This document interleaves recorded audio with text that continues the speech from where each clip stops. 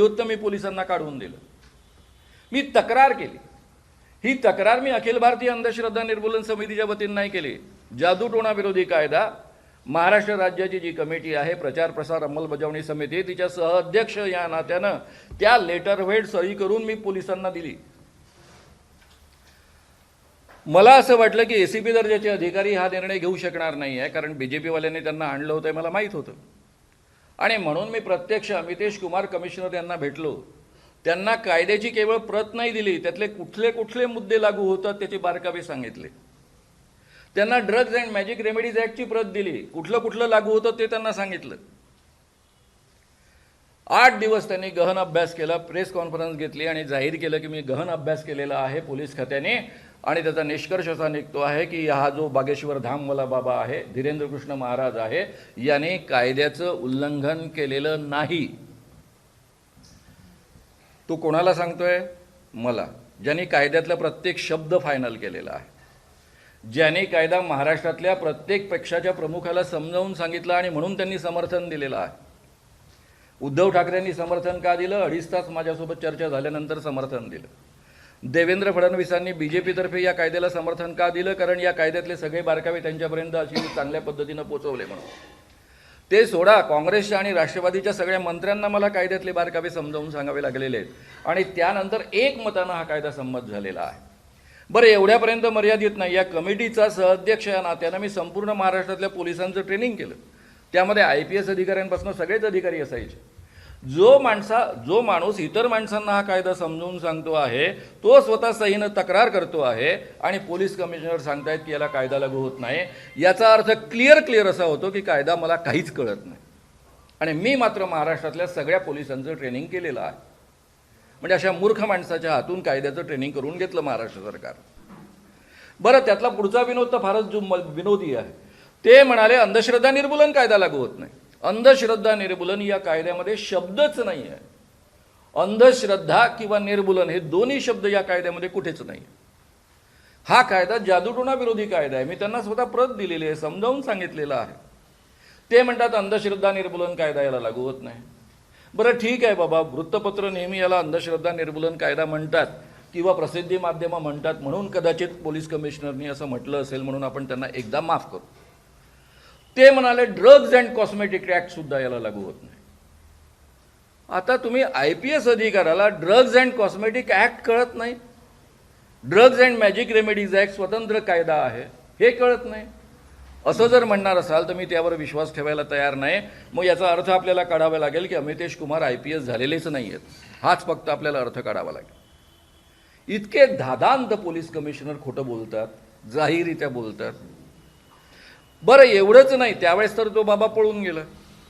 त्यानंतर त्याला महाराष्ट्रभर हिंडवलं। केंद्रीय मंत्र्यांनी औरंगाबादच्या परिसरामध्ये त्याचा कार्यक्रम आयोजित केला, मुंबईत आयोजित केला, ठिकठिकाणी आयोजित केला। तोच कशाला प्रदीप मिश्राला घेऊन हे लोक हिंडतात। प्रदीप मिश्रा काय सांगतो आमच्या जनतेला? तुमचे सगळे प्रश्न सोडवण्याकरता बादलीभर पाणी टाका, अमकं लोटाभर पाणी टाका। लोटाभर पाणी टाकण्याने सगळ्या समस्या सोडवतो। बरं झालं, पाकिस्तानला संपवायचं असेल तर लोटाभर पाण्याने संपतो असं म्हणाला नाही, हेच फार कौतुकाचं आहे। दुसरं तो सांगतो पोरांना परीक्षेत पास व्हायचं असेल तर काय करायचं? शंकर भगवान की पिंडी को बेलपुल लगाने का, वो बेलपान लगाने के बाद में बच्चा पास हो जाता है। अभ्यास किया ना किया, हे त्याची वाक्य आहे, मी काही कल्पनेतलं बोलत नाही। अभ्यास किया ना किया तो भी पास हो जाता है। त्याचं पोट्ट झालं नापास, आमचा वराडी शब्द आहे पोट्ट। त्याचं पोरगं झालं नापास। ते नापास झाल्यावर पत्रकारांनी प्रश्न विचारला, नहीं वो ऐसा क्या हो गया कि मैं लोगों को कहते कहते अपने बच्चे को बोलना भूल गया, इसलिए वो उसका ऐसा गडबड हो गया। अशा बाबांना घेऊन हे बीजेपी वाले आणि देवेंद्र फडणवीस संपूर्ण महाराष्ट्रभर हिंडतात, लाखोच्या सभांमध्ये त्यांच्या पुढ्यामध्ये ही प्रवचनं ठोकतात, असल्या पद्धतीचं प्रबोधन करतात। आणि अशा वेळेस जर या स्त्रिया मोठ्या प्रमाणावर खरात बाबाला फसल्या असतील तर याला जबाबदार कोण? अंधश्रद्धांना तुम्ही खतपाणी घातलेलं आहे, अंधश्रद्धा तुम्ही रुजवलेल्या आहेत। एवढंच नव्हे तर त्या पसरवण्यासाठी अटोकाट प्रयत्न करता आहात आणि त्याकरता सरकार राबवता आहात, आणि त्यातून हे सगळं निष्पन्न झालेलं आहे। दुसरा एक छोटासा मुद्दा मी तुम्हालाच प्रश्न विचारतो, माझ्यापेक्षा तुमचा अनुभव मोठा आहे कारण तुम्ही आता ॲक्टिंग पत्रकार आहात, मी काही आता ॲक्टिंग पत्रकार नाही आहे। समजा या ठिकाणी या बाबाच्या संपर्कामधले किंवा शिष्यांमध्ये 2-4 जवळचे देवेंद्र फडणवीस यांच्या जवळचे मंत्री असते तर ॲक्शन झाली असती काय? एकनाथ शिंदे आणि रुपाली चाकणकर जवळच्या असल्यामुळे ॲक्शन झाली का? याचा शोध घेण्याचं काम तुम्ही करावं. कारण यापूर्वी अनेक बाबांबद्दल FIR सुद्धा दाखल झालेले नाहीत याची मला नीट कल्पना आहे. आता फक्त एवढंच झालं की इलेक्ट्रॉनिक्स मीडियाच्या दबावामुळं आणि प्रसिद्धी माध्यमांच्या दबावामुळं ठिकठिकाणी FIR दाखल पोलीस करत आहेत. हे एक चांगलं वातावरण तुम्ही निर्माण केलं आणि हे सर्वस्वी हे क्रेडिट तुमचं आहे. म्हणजे आमचं सांगून ऐकत नव्हते पोलीस. त्यांना किती कायदा समजावून सांगितला तरी ऐकत नव्हते. आता मात्र महाराष्ट्रामध्ये ठिकठिकाणी केसेस दाखल होत आहेत कारण या खरात बाबा प्रकरणामुळे या विषयाला एक वेगळं महत्त्व प्राप्त करून दिलं तुम्ही आणि त्यामुळं हे सगळं तुमचं कौतुक आहे, तुमचं अभिनंदन आहे. पण आता हा मुद्दा पुढे रेटणं आणि महाराष्ट्राला या अंधश्रद्धेच्या खाईतनं बाहेर काढणं ही पण प्रसिद्धी माध्यमांची जबाबदारी आहे. मला जे बोलायचं होतं ते मी बोललो. आता बाकी तुम्हाला जे विचारायचं आहे आणि हे आजचं नाही आहे, हजारो वर्षांपासून आपल्या देशामध्ये असंच सुरू आहे. याच्यामागची कारणमीमांसा काय आहे ती विस्तारानं मी त्या ठिकाणी मांडणार आहे.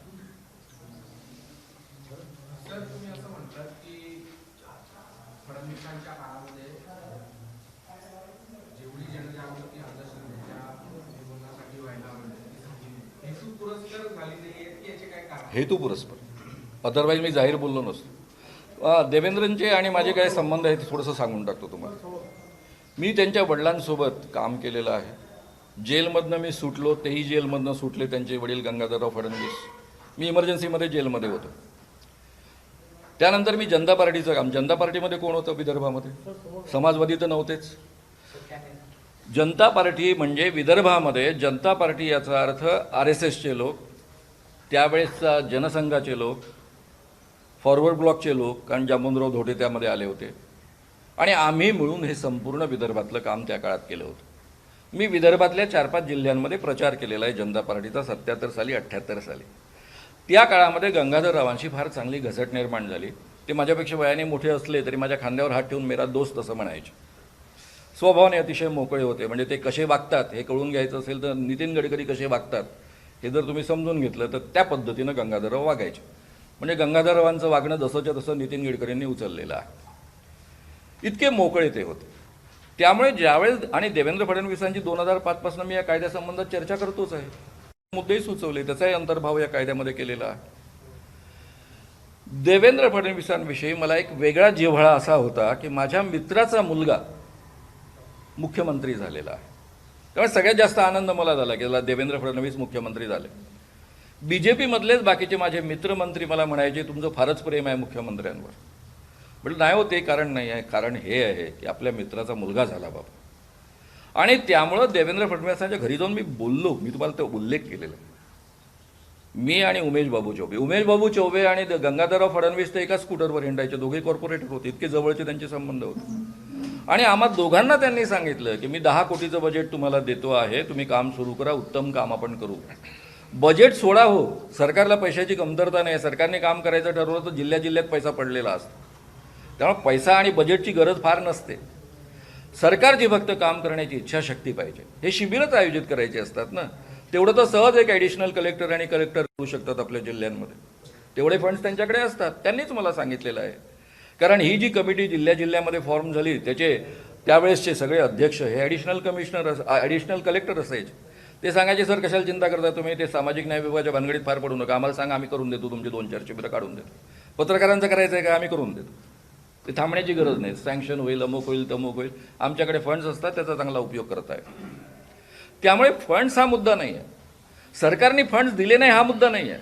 सरकारला हे कामच करायचं नाही, याचा प्रचार आणि प्रसार नाही करायचा. बरं, एवढ्यापर्यंत मर्यादित असतं, ठीक होतं. मी तुम्हाला एक छोटंसं उदाहरण देईन.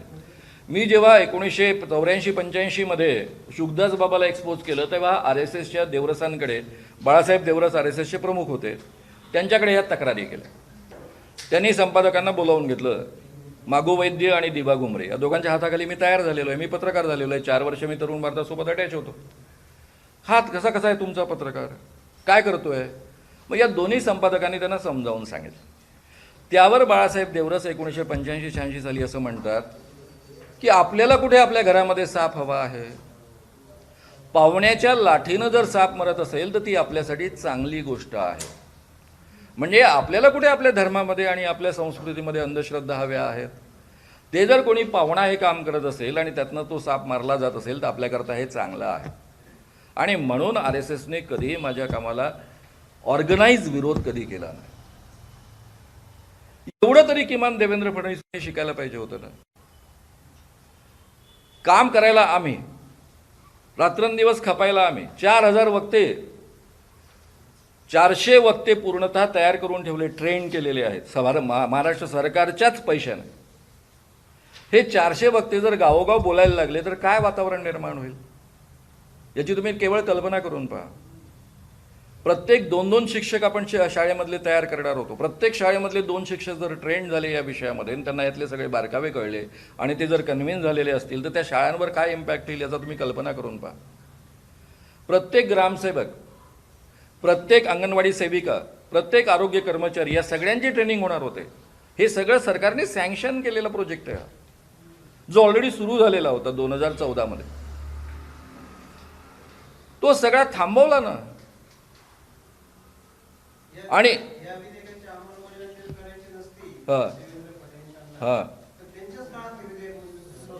नाही ना, हो, त्यांच्या काळात नाही झालं. 2013ला हे विधेयक संमत झालं. 2013ला राष्ट्रवादी आणि काँग्रेसचं सरकार होतं. ही कमिटी फॉर्म झाली त्यावेळेस सुद्धा राष्ट्रवादी आणि काँग्रेसचं सरकार होतं. पण BJP आणि शिवसेनेनी जर या कायद्याचं समर्थन केलं नसतं तर तो कायदा संमत झाला नसता. कारण काँग्रेसवाले आणि राष्ट्रवादीवाले आपली मतं जातील या गोष्टीला खूप घाबरत होते. तर मी त्यांना फक्त एवढंच अभिवचन दिलं होतं की हा निवडणुकीचा विषय बनणार नाही. आणि म्हणून मी सगळ्यांची संमती मिळवली. आणि त्यामध्ये केवळ संमती नाही मिळवली, उद्धव ठाकरेंनी तर पुढाकार घेतला. वारकरी संप्रदायातले, ज्याच्याबद्दल आता फार मोठं ऑब्जेक्शन शरद पवारांनी घेतलं होतं, त्या लोकांना पटवण्याचं काम उद्धव ठाकरे यांनी केलेलं आहे. त्या सगळ्यांना सांगितलं की हा कायदा चांगला आहे, माझ्या आजोबांच्या विचाराचा, याला आपण पाठिंबा दिला पाहिजे. कारण त्यांच्याच भरोश्यावर सगळे उड्या मारत होते. त्यांनीच सगळ्यांना शांत केलं, गप्प केलं. आणि म्हणून बिनबोभाट हा कायदा संमत झाला 2013 मध्ये दोन्ही सभागृहांनी.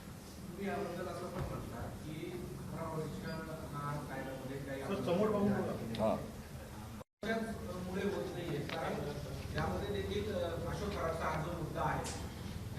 अनेक बाबाबुवा आले आणि अनेक बाबाबुवा हे भाजपच्या देखील संपर्कात असल्याचं तुम्ही सांगितलं. अशोक खरातच नेमकं का टार्गेट झालं याच्या पाठीमागचं काही वेगळं कारण? मी सांगितलं ना तुम्हाला की तुम्हाला शोध घ्या असं म्हणून सांगितलं. माझं स्पष्ट मत आहे, कारण मी तक्रारी केली माझ्या आयुष्यामध्ये. देवेंद्र फडणवीस सरकारमध्ये येण्याच्या आधी मी काहीही नसताना, मी केवळ कार्यकर्ता आणि पत्रकार असताना मी पोलिसांकडे तक्रार केली आणि त्याच्यावर पोलिसांनी ॲक्शन घेतली नाही, असं कधीही महाराष्ट्रामध्ये घडलं नाही.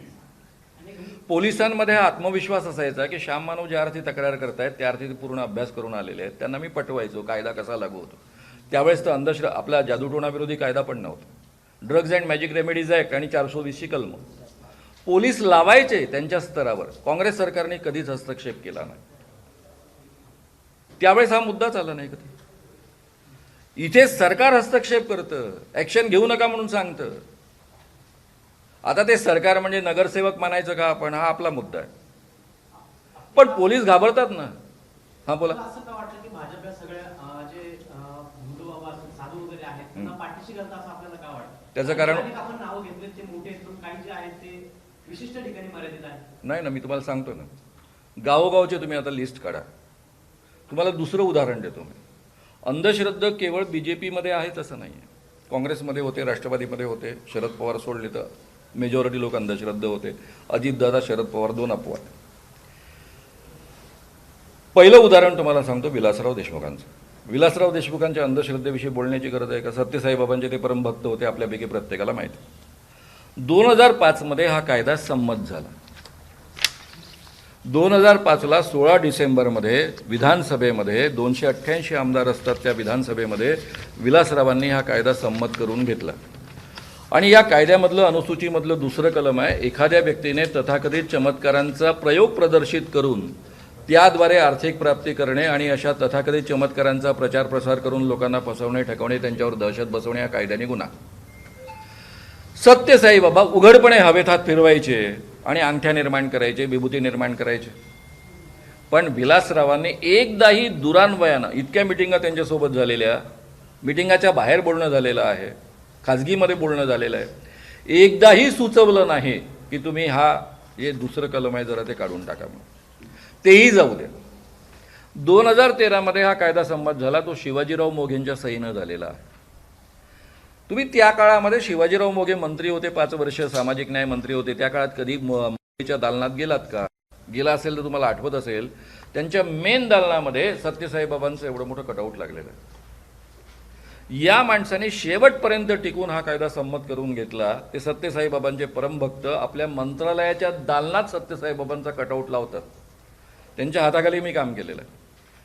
त्यांनी एकदाही हे कलम काढा असं म्हटलेलं नाही. म्हणजे जी माणसं पराकुटीची अंधश्रद्धा आहेत ती सुद्धा वेगळ्या पद्धतीनं वागताना मी अनुभवलेला आहे. आजपर्यंत काँग्रेस सरकारमधल्या एकानंही इतक्या बाबांना मी एक्सपोज केलं, इतक्या बाबांना जेलमध्ये पाठवलं, एकदाही माझ्यावर दबाव नाही आणला की तुम्ही हे करू नका म्हणून. आणि इथे मात्र पोलीस घाबरतात. सर म्हणतात तुम्ही जाल, आमच्या बदल्या होतील, मग आम्हाला फार त्रास होतील, भलत्या ठिकाणी आम्हाला टाकलं जाईल. आणि तुम्हाला तर सगळं माहिती आहे, वेगळं सांगण्याची गरज नाही. यापूर्वी मला कधीही काँग्रेसच्या मंत्र्यांना किंवा राष्ट्रवादीच्या मंत्र्यांना कन्व्हिन्स करावं लागत नसे. मी पोलीस स्टेशनमध्ये जात असे, PI ला कन्व्हिन्स करत असे आणि कायदा राबवत असे. म्हणजे जादूटोणाविरोधी कायदा नव्हता त्या काळातली गोष्ट सांगतो. धड कायदे नसताना एखाद्या वेळेस SP पर्यंत मला जावं लागायचं. तो PI जरा घाबरायचा किंवा PI ऐकायचा नाही म्हणून मग SP पर्यंत जावं लागायचं. पण हे अपवाद होतं. नियम हा होता की एकदा ठाणेदाराला पटवलं की ठाणेदार ॲक्शन घ्यायचं. ही परिस्थिती जी होती ती पूर्णतः मोडीत निघालेली आहे. माझ्याकडे तक्रारीच्या तक्रारी आलेल्या आहेत. अशोक खरातवर जी कारवाई झाली आहे ती मुख्यमंत्र्यांनी कुठेतरी एकनाथ शिंदे आणि चाकणकरांचे संबंध होते म्हणून राजकीय सोयीने ही कारवाई केली असं आपण विधान करताय का? मी त्या अर्थानं विधान नाही करत आहे, मी उलटं विधान केलं. मी तुम्हाला प्रश्न असा विचारला की त्यांच्या जवळचे जर 4 मंत्री असते, म्हणजे त्यांच्या गुड बुक्समधले BJP वाले, तर ही ॲक्शन झाली असते का? मी तुम्हाला 100% वाटत लिहून द्यायला तयार आहे, नसती झाली. आता याचा अर्थ तुम्ही दुसरा काढा. दुसरा काय अर्थ निघतो तो पहा. काम आपल्याला वाटते त्याचं कारणच आहे ना, शिंदेंना आणि जर चाकणकरांना धडा मिळाला तर हवाच आहे. तेच कशाला, BJP मधल्या काही मंत्री जरी इन्व्हॉल्व असते जे त्यांच्या गुडबुक्समधले नाही, तेही जरी इन्व्हॉल्व असते तरी त्यांनी आनंदाने केलं असतं. बरं, कसे कसे संपवलेले आहेत, मुनगंटीवारांचं काय झालं, खडसेंचं काय झालं, मी सांगण्याची गरज आहे का? माझ्यापेक्षा तुम्हाला अधिक चांगला माहिती. म्हणजे अशोक खरातवरची कारवाई ही राजकीय सोडत नाही. नाही असं मी म्हणत नाही. अशोक खरातवरची कारवाई यासाठी झाली की त्यांच्या जवळचे लोक नव्हते असं मी म्हणतो. हा दिखावा चालू आहे असं आपल्याला वाटतं. नाही, कारवाई चांगली होते, चांगली ॲक्शन होते, म्हणून तर मी जाहीररित्या कौतुकही करतोय. उत्तम एक कारवाई होते. फक्त ही कारवाई मर्यादित होते. या कायद्यामध्ये प्रचार आणि प्रसाराचं जे कलम आहे त्याची व्याख्या आहे, त्यामध्ये प्रत्यक्ष किंवा अप्रत्यक्ष स्वरूपातील सहाय्य, अपप्रेरणा, सहभाग किंवा सहकार्य देणे हा सुद्धा कायद्याने इक्वली गुन्हा आहे. याकरता 6 महिन्यापासून तर 7 वर्षापर्यंतची कारावासाची शिक्षा आहे, प्लस 5,000 ते 50,000 रुपयाचा दंड. म्हणजे एखादी व्यक्ती खराचं जे काही चालू आहे त्यामध्ये जर केवळ मदत करत असेल, सहकार्य करत असेल, तरी तो कायद्याने गुन्हा आहे. आता रुपाली चाकणकर यांनी फोन केला होता एका पत्रकाराला, ज्याने बातमी दिली त्याला धमकी दिली होती. आणि असंही काही वृत्तपत्रांनी किंवा प्रसिद्धी माध्यमांनी छापलंय की त्याला नोटीसही पाठवली होती. हे तर प्रत्यक्ष सहाय्य झालं ना. इथे तर अप्रत्यक्ष सहाय्य होत असेल तरी कायद्याने गुन्हा आहे. म्हणजे जेवढे ट्रस्ट आहेत, ज्या ट्रस्टमध्ये हा सगळा पैसा जमा झालेला आहे खराच्या या कामामधनं, त्या सगळ्या ट्रस्टचे ट्रस्टी यामध्ये गुन्हेगार ठरतात, इक्वली गुन्हेगार आहेत. त्यांना इक्वल शिक्षा होऊ शकते, एवढा हा व्यापक कायदा आहे. या प्रकरणामध्ये आपण आता बघतोय चाकणकरांचा राजीनामा झालाय, मात्र कुठेही नाही, राजीनामा होणं हा राजकीय भाग झाला. थेट कारवाई झाली पुढे कारवाई होईल का आपल्याला मी नाही ते सांगू शकत. देवेंद्र फडणवीसांचा कारभार लक्षात घेताना ते सिलेक्टिव्ह असतात. कायदा सिलेक्टिव्ह लोकांकरता असतो. खरातला कायदा लागू होतो, बागेश्वर धामच्या बाबाला कायदा लागू होत नाही. जनरली पोलिसांनी एखाद्या गुन्हा दाखल करून घेतला नाही तर बऱ्याच वेळा न्यायालयात जाऊन तो दाखल करून घेण्यासाठी जी एक प्रक्रिया आहे, आपण जे सांगत आहात की आपण जे प्रयत्न केले तर त्या अनुषंगाने आपण न्यायालयात पण धाव घेतली होती का या संदर्भात, जे बागेश्वर असतील किंवा इन जनरल? ठीक आहे, त्याचं उत्तर देतो मी तुम्हाला. मला 44 वर्ष झाले या क्षेत्रात मी काम करतो. एक शंकर बाबा नावाचा बाबा होता. तो होता अमरावतीला. त्याच्या आश्रमामध्ये नरबळी वगैरे असे प्रकार घडले. पोलिसांनी ॲक्शन घेतली नाही, ॲक्शन केली नाही, FIR. म्हणून आमचे अमरावतीचे कार्यकर्ते गेले कोर्टात. कोर्टामध्ये पहिली लढाई, दुसरी लढाई, दोन्ही लढाया जिंकल्या. तिसरी लढाई हायकोर्टात. या गोष्टीला झालेल्या जवळपास 14 वर्ष 15 वर्ष. हायकोर्टामध्ये जरी हायकोर्टाने निर्णय दिला की FIR दाखल करा, तर सुप्रीम कोर्टात तो जाईल बाबा. म्हणजे FIR दाखल करा एवढा आदेश मिळवण्याकरता सुप्रीम कोर्टापर्यंत जाऊन लढायचं, एवढा वेळ आणि एवढे पैसे काढायचे. हे मी तुम्हाला उदाहरण आता प्रत्यक्ष माझ्या संघटनेनं केलेलं उदाहरण सांगतोय. एवढा नाही पैसा आमच्याजवळ आणि नाही एवढा वेळ आमच्याजवळ. आता माझजवळ पर्याय होता ना. मी तक्रार जी दिली होती ती महाराष्ट्र शासनाच्या वतीनं तक्रार दिली होती बागेश्वर धामला. मला कोर्टात जावं लागलं असतं तर मी जाऊ शकत नव्हतो, कारण मला अध्यक्षाची पण परवानगी घ्यावी लागली असते ना. अध्यक्ष कॅबिनेट मंत्री असतं. कॅबिनेट मंत्री कशी काय मला परवानगी देणार? समविचारी लोकांना एकत्र घेऊन जनजागृती करून आपल्याला दबाव, मग तेच तर तुम्ही केलं, म्हणून तर मी तुमचं कौतुक करतोय. तुमच्यामुळे तर एवढी प्रकरणं महाराष्ट्रातली बाहेर येत आहेत. हे आपण काय केलेलं आहे? हे पत्रकारांचंच काम आहे खरं म्हणजे महाराष्ट्रामध्ये हे काम पत्रकारच करत आलेलं आहे. एकीकडे आपण अशोक खरात प्रकरणावरून मुख्यमंत्री देवेंद्र फडणवीस यांचं कौतुक करताय, मात्र नागपूरच्या बागेश्वर मुख्यमंत्र्यांवरच टीका करतायत. मग यातून आपली दुटप्पी भूमिका समोर येते. बरोबर आहे, दुटप्पी नाही आहे. माझा साधा प्रश्न आहे की जादूटोणा विरोधी कायद्यानुसार एखाद्या व्यक्तीला मी श्रीकृष्ण भगवानाचा अवतार आहे किंवा मी कृष्ण भगवान आहे, तू गेल्या जन्मीतली माझी राधा आहे असं सांगून संबंध ठेवणं, तिची इच्छा असो नसो, तिची संमती असो नसो, तरी कायद्याने गुन्हा आहे. त्याच पद्धतीनं याच जादूटोणा विरोधी कायद्यातल्या अनुसूची कलम 6 मध्ये एखादी व्यक्ती करणी करते, जादूटोणा करते असं म्हणणं इटसेल्फ कायद्याने गुन्हा. आणि दोन्ही करता इक्वल शिक्षा आहेत. कॉग्निजेबल ऑफेन्स आहे, नॉन बेलेबल ऑफेन्स आहे. नियम तर सगळे सारखेच आहे ना. खरातनी स्त्रियांसोबत संबंध प्रस्थापित केले म्हणून त्यांच्यावर ॲक्शन घेणं हे कायद्यामध्ये संमत नाही आहे. हे कायद्यात आहे म्हणून तुम्ही ॲक्शन घेऊ शकता. त्याच पद्धतीनं हेही कायद्यात आहे ना. जादूटोणा करते, मृत्यूची भीती, ऐसा नाही किया तो तुमको मृत्यू संभव है, हे डायरेक्ट तो बोललेलं आहे ना. त्याच्याच व्हिडिओमध्ये आहे ना सगळं. आणि देवेंद्र फडणवीस ज्या स्वतः त्या दिव्य दरबारामध्ये गेले होते त्याच दरबारामधली ही तक्रार आहे ना. मग आता मला सांगा, ही दुटोपी भूमिका झाली माझी की मी रास्त आहे, रॅशनल भूमिका घेतोय? बागेश्वर धामवर का हा कायदा लागत नाही? खरातवर का लागतो? म्हणजे सोयीनुसार आपण कायदा वापरणार का? म्हणजे हा माणूस मला वाचवायचं नाही आहे तर मग याच्यावर कायदा वापरा. याला मला वाचवायचं कारण याला मीच आणलेलं आहे, त्यांच्याच आमदारांनी आणलं होतं ना, आणि म्हणून मग कायदा लावायचा. हा जो प्रकार आहे जो काँग्रेस सरकारने कधी केला नाही, जो राष्ट्रवादी सरकारने कधी केला नाही. आणि म्हणून मी असं म्हणालो की देवेंद्र फडणवीस केवळ कायदा राबवत नाही इथपर्यंत मर्यादित नाही आहे. ते अंधश्रद्धांना खतपाणी घालतात, अंधश्रद्धांचा प्रचार प्रसार करतात, त्या लोकांमध्ये रुजवतात. हा आरोप केला आहे, फार पुढचा आरोप केला आहे.